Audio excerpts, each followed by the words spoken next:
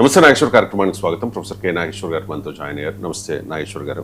రాజధాని పరిధిలోని ఉండవల్లి గ్రామంలో భూ సమీకరణ కింద భూములు ఇవ్వని రైతుల దగ్గర భూసేకరణ కింద ఆ భూముల్ని తీసుకున్నారు సార్. ఈ నేపథ్యంలో స్వల్ప ఉద్రిక్తత కూడా జరిగింది. వాస్తవానికి ఆ రైతులు చెబుతున్నది ఏంటంటే పొలాలులో పంట ఉన్నది, పంట ఉన్నా కూడా అన్యాయంగా, అక్రమంగా, దౌర్జన్యంగా మేము వద్దంటూ ఉన్నా కూడా జేసీబీలతో వచ్చి ఆ పంటను తొలగించి ఆ భూముల్ని స్వాధీనం చేసుకున్నారు అని చెప్పేసి రైతులు ఆవేదన వ్యక్తం చేస్తూ ఉన్నారు సార్. అసలు అంటే ఈ వేధింపుల పర్వం మీద పెద్ద ఎత్తున విమర్శలు కూడా వస్తూ ఉన్నాయి. మనం స్క్రీన్ మీద విజువల్స్ చూస్తూ ఉన్నాం సార్. జేసీబీ ఒక పొలంలోకి వెళ్ళింది, అక్కడ పంట ఉంది. పంట ఉండగానే ఆ పంటని ఇది చేసి స్మాష్ చేసి ఆ భూమిని స్వాధీనం చేసుకుంటున్న దృశ్యాలు అయితే సోషల్ మీడియాలో మనం చూడొచ్చు. మనం స్క్రీన్ మీద కూడా చూస్తూ ఉన్నాం సార్. ఈ వివాదం మీద మీ కామెంట్స్. రైతు బిడ్డ పాలనలో రైతు పొలములో పంట ఉండగా జేసీబీలను పెట్టి ఆ పంటంతా ధ్వంసం చేసి తీసుకోవాల్సిన అవసరం ఏంటి? ఎన్ని రోజులు ఇప్పటికిప్పుడు ఉండవల్లిలో సీడ్ యాక్సెస్ రోడ్డు కోసం భూమి లేకపోతే మొత్తం అమరావతి నిర్మాణం ఆగిపోతుందా? ఒక్కసారి ఆ పంట అయ్యేదాకా నాగచ్చు కదా. పవన్ కళ్యాణ్ అన్నది నాకు గుర్తు ఇప్పటికీ. రాజధాని ప్రాంతంలో ఒక్క రైతు కన్నీరు పెట్టుకున్నా అది రాజధానికి శ్రేయస్కరం కాదు అన్నారు. ఇలా రాజధాని ఆడబిడ్డలు కన్నీరు పెడుతున్నారే.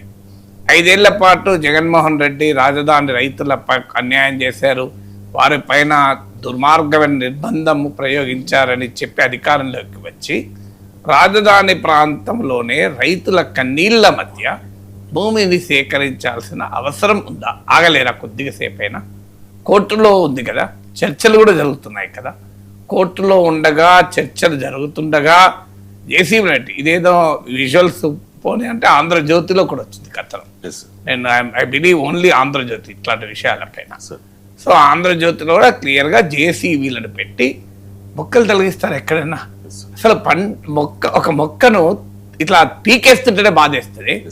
అందులో జేసీబీలను పెట్టి చాలా పండ్లు, పూలు, కూరగాయల మొక్కలు అవి అక్కడ అన్నీ పండేది. అలాంటి మొక్కల్ని జేసీబీ పట్టి తొలగిస్తుంటే రైతు నేపథ్యం లేని వారికి కూడా కన్నీళ్ళు వస్తాయి. సాక్షిలో వచ్చిన కథనం సార్, వేధింపుల పర్వం రాజధాని రైతులపై అని చెప్పేసి.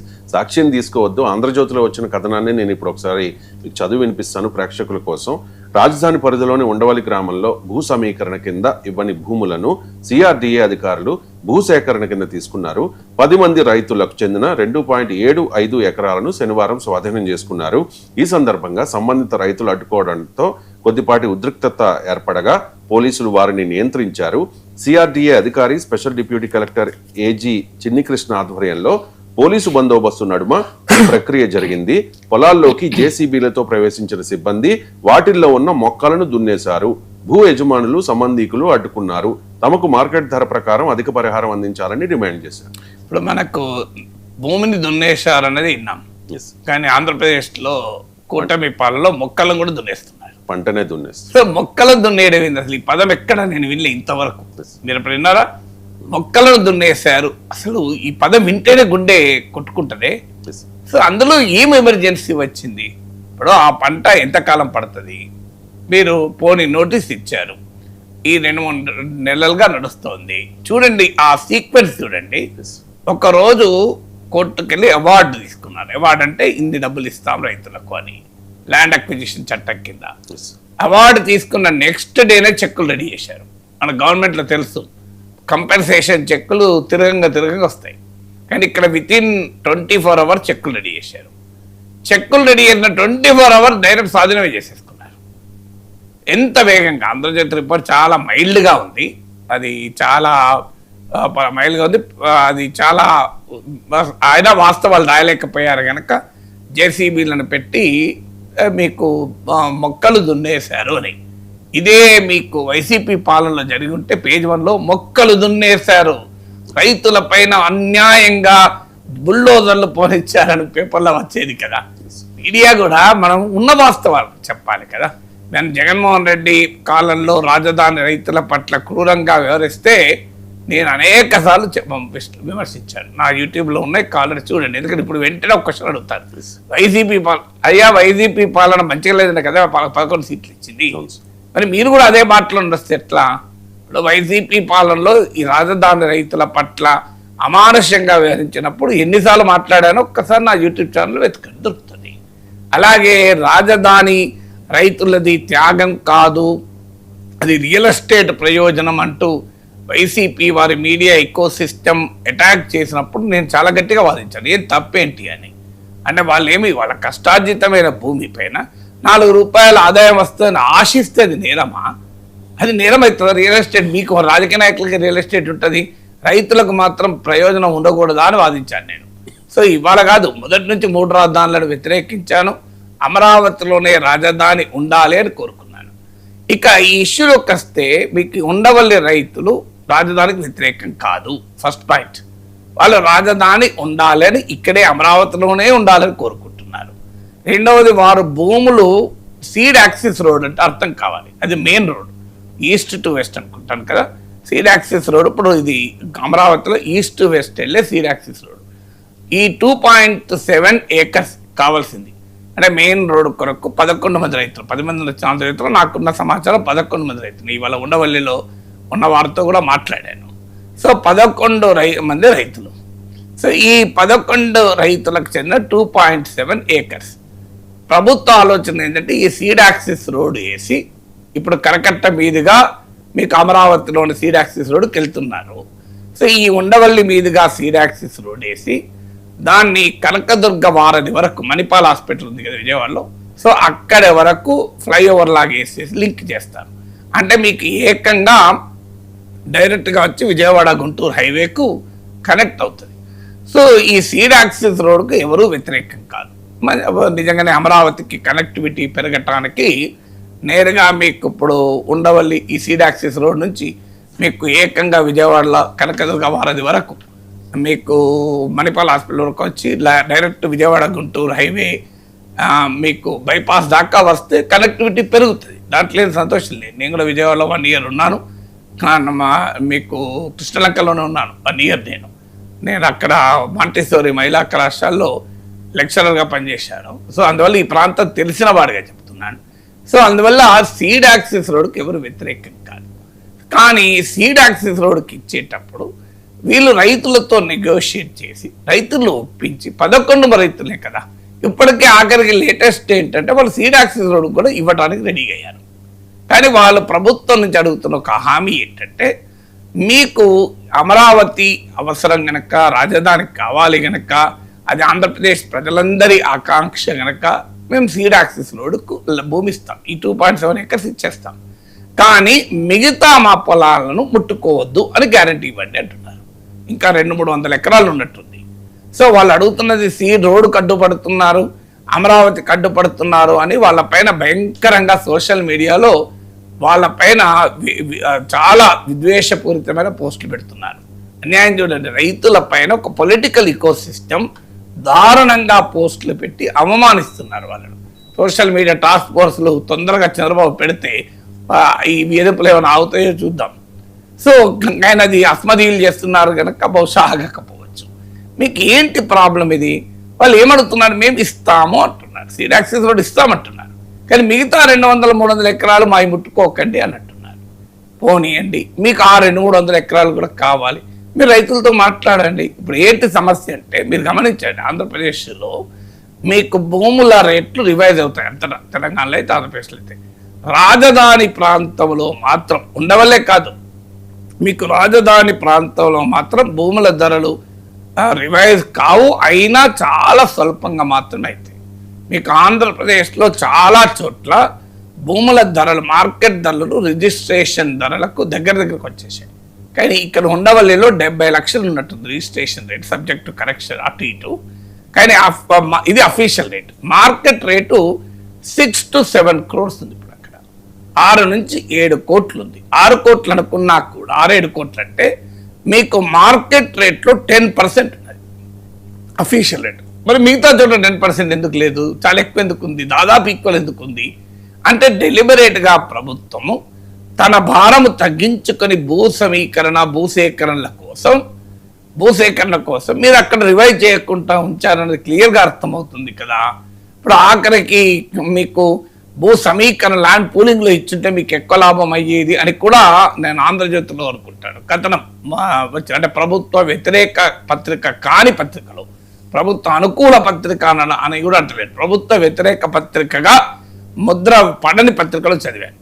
మీకు 60% వచ్చింది. ఇప్పుడు ల్యాండ్ అక్విజిషన్ వల్ల మీరు ల్యాండ్ పూలింగ్కి అంగీకరించుంటే మీకు ఎక్కువ లాభం అయ్యేది కదా అని.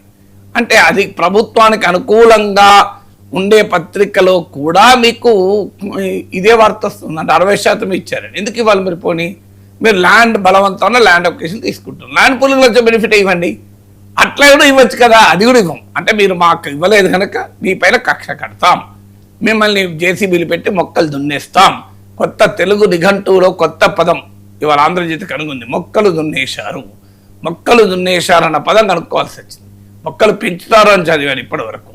మీకు అశోకుని కాలంలో చెట్లు నాటెను అని, ఇక్కడ మొక్కలు దున్నెను అని రాసుకోవాలి మనం.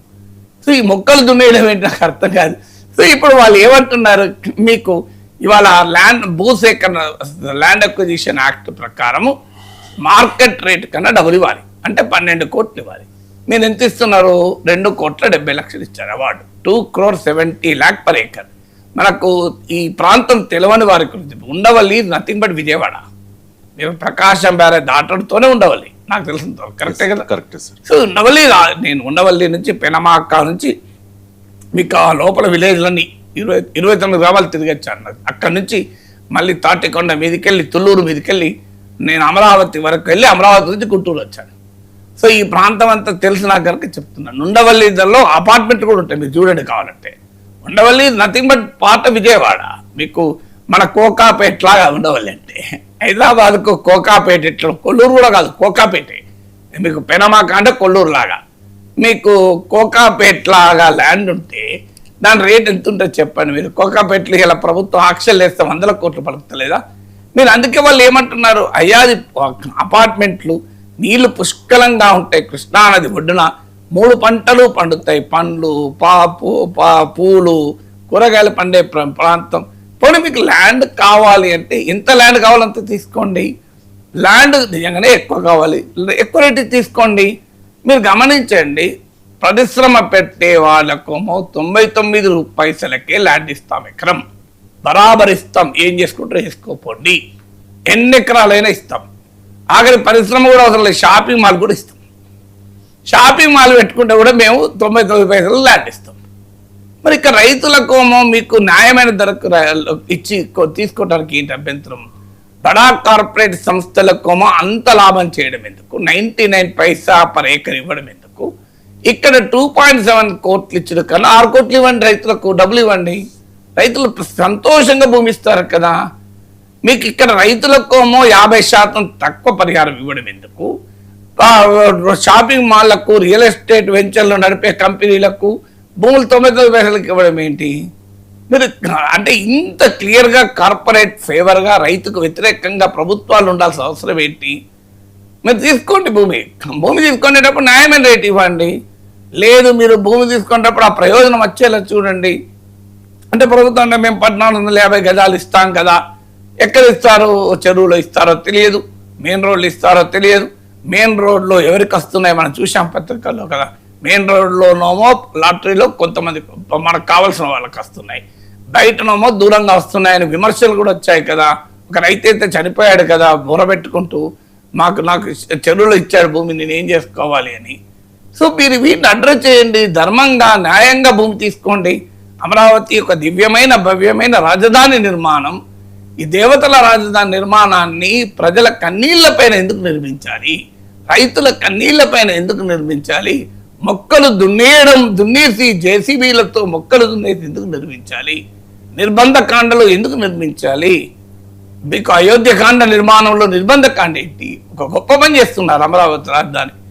మీకు అలాంటి ఒక గొప్ప పనికి ఎందుకు మీరు రైతుల కన్నీళ్లను చూడాలి? ఒక్కరోజులో అవార్డు ఏంటి, నెక్స్ట్ డే వెంటనే చెక్కులు ఏంటి, ఆ తర్వాత స్వాధీనం ఏంటి బలవంతంగా? సో భూసేకరణ చట్టం కింద బలవంతంగా ప్రజల ప్రాపర్టీని ఇది మీ ప్రాపర్టీ కాదు, ప్రజల ప్రాపర్టీ. నిజంగానే ఇక్కడ ఒక మంత్రి ఉంటే లేకుంటే ఒక పెద్ద ఆయన ఉంటే ఆయన ముట్టుకుంటారా? ఇప్పుడు మీరు గోదావరి నది లోపల గెస్ట్ హౌస్లు ఉన్నాయి, ముట్టుకోగలుగుతున్నారా మీరు? కృష్ణా నది లోపల ఉన్నాయి, మీకు ఏ చట్టము అంగీకరించదు వాటిని. మరి ఆ గెస్ట్ హౌస్ల మీద ఒక్క ప్రజావేదిక, జగన్ ఒక్క ప్రజావేదిక కూల్చగలిగాడు ఆయన ప్రభుత్వానికి కనుక. కానీ దేన్ని ముట్టుకోలేదు. మరి ఈ కుటుంబ రోజు ముట్టుకుంటుందా? ప్రజల కష్టార్జితమైన పొలాన్నోమో మీరు జేసీపీలతో దున్నేస్తారు. మరి కృష్ణా నదిలో అక్రమ నిర్మాణాలపైన జేసీబీలు ఎందుకు వెళ్ళవు?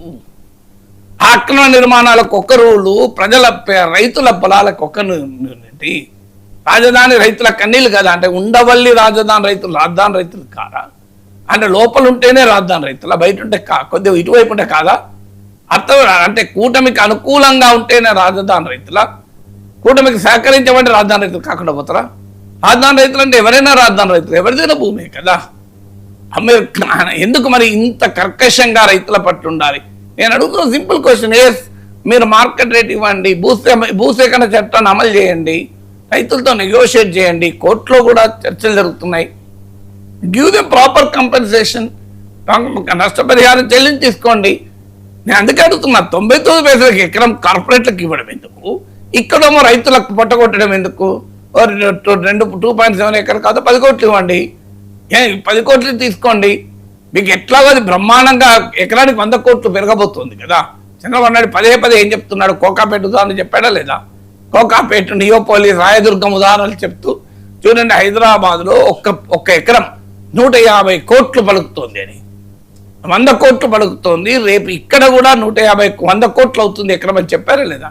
మరి 100 కోట్లు అయ్యేటువంటి ఆస్తి ప్రజల నుంచి తీసుకునేటప్పుడు వాళ్ళకు 10 కోట్లు ఇస్తే తప్పేంటండి? 10% కదా వాళ్ళు అడుగుతున్నది. వాళ్ళ దగ్గర మీకు బలవంతంగా తీసుకోవడం ఎందుకు? హాయిగా 10 కోట్లు ఇవ్వండి, ప్రశాంతంగా సంతోషంగా ఇస్తారు. 10-12 కోట్లు ఇస్తే సంతోషం పక్క పెట్టండి, చట్ట ప్రకారం అవుతుంది కదా. అట్లీస్ట్ ల్యాండ్ అక్విజిషన్ యాక్ట్ ప్రకారం ఇవ్వాల్సిందే, ఏ పౌరుడు అడ్డుపడాల్సడానికి వీలు లేదు. మీరు 12 కోట్లు ఇవ్వండి. Land acquisition act, true spirit of land acquisition act ప్రకారం 12 కోట్లు ఇవ్వండి, తీసుకోండి భూమి. ఎవరొద్దంటున్నారు? మీకు ఎలాగో అది 100 కోట్లు కాబోతుంది కదా. మళ్ళీ ఉండవల్లి ప్రాంతంలో భూమి అంటే మీకు రాజధాని ప్రాంతంలో 100-150 కోట్లు అయితే ఉండవల్లి ప్రాంతంలో 300 కోట్లు అవుతుంది. మీకు కనీసం 300 కోట్లు ఇప్పుడే ఆల్రెడీ మీకు అది ఈవెన్ నౌ మీకు 6 క్రోర్స్ ఉంది. మీకు ఖచ్చితంగా ఈవెన్ నువ్వు ఏమి లేకపోయినా 50 కోట్లు అవుతుంది 10 ఏళ్ళల్లో.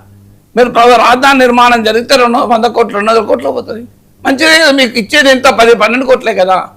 అంటే ఒక ప్రభుత్వానికి రేపు రాబోయే వాల్యూ అడిషన్లో 10% ఇవ్వమంటున్నాం. మీరు ఆ ప్రభుత్వం దానికి 10 రెట్లు ఎక్కువ ప్రయోజనం పొందబోతుంటే రైతుకి ఇస్తే తప్పేంటి? మరోవైపు ఏమో బరాబర్ ఇస్తాం, సౌత్ కొరియా నుంచి వచ్చినా ఇస్తాం, రష్యా నుంచి వచ్చినా ఇస్తాం, అమెరికా నుంచి వచ్చినా ఇస్తాం, 99 పైసలకి ఇస్తాం, అవసరమైతే ఫ్రీ కూడా ఇస్తాం. ఇదేంటి? ఒక షాపింగ్ మాల్, షాపింగ్ మాల్ కూడా ఇస్తాం. షాపింగ్ మాల్లో 1000 ఉద్యోగాలు దొరుకుతాయా? షాపింగ్ మాల్లో రేపు లాభాలు సంపాదించుకుంటే ప్రభుత్వానికి 10 రూపాయలు ఇస్తారా? ఆలోచించండి. ఎవరికి పడితే వాళ్ళకు మీరు రాజధానిలో భూ కేటాయింపులు చూడండి. మీరు నిజంగా పరిశ్రమలు పెట్టి ఉద్యోగాలు వచ్చే వాళ్ళకి ఇచ్చారా? ఒక లెక్కలు తీయండి. రాజధానిలో భూ కేటాయింపులు ఎవరికి ఇచ్చారు, రాష్ట్రంలో భూ కేటాయింపులు ఎవరికి ఇచ్చారని. అంటే రైతుల దగ్గరేమో ఇంత చౌకగా తీసుకొని మీరు ఎవరు పడితే వాళ్ళకి ఇష్టమైనట్టు భూములు కేటాయిస్తే ఇది అన్యాయం కాదా అంటున్నా. వాళ్ళకి ఖర్చుపోయి వాళ్ళకి కొనుక్కోమనండి, బెక్కిస్తారు ఉండవాళ్ళు రైతులే. అభ్యంతరం ఏంటి? మనం రైతుల దగ్గర అతి తక్కువగా తీసుకొని బడా సంపన్నులకి ఎక్కువకి అతి కారు చౌకగా ఇవ్వాల్సిన అవసరం ఏంటి? ప్రభుత్వం పని ఇది కాదు కదా. ప్రభుత్వం పని ప్రజలకు ఎక్కువ లాభం వచ్చే పని చేయాలి కదా.